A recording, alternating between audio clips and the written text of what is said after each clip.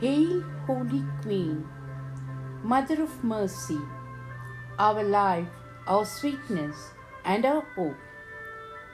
To you do we cry, poor banished children of Eve. To you do we send up our sighs, mourning and weeping in this valley of tears.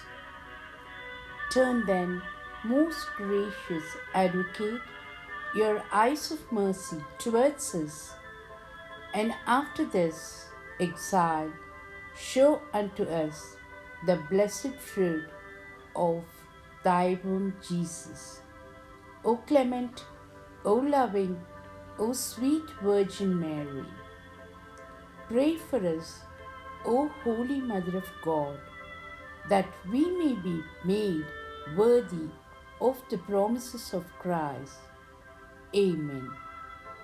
In the name of the Father, and of the Son, and of the Holy Spirit. Amen.